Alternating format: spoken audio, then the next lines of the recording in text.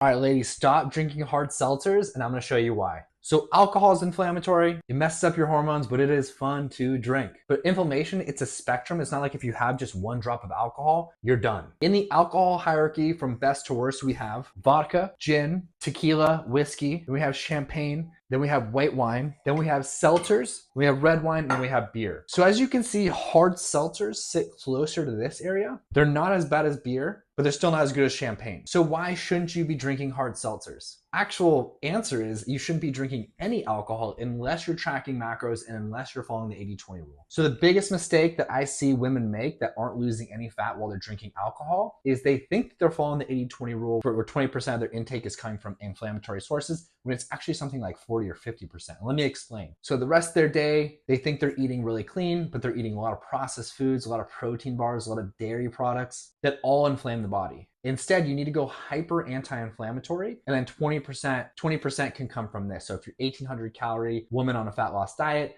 360 calories, which is basically almost 3.5 of these White Claws, can be the inflammatory sources. If you're not sure which foods are inflammatory, DM me anti-inflammatory and I'll send you my free anti-inflammatory food list.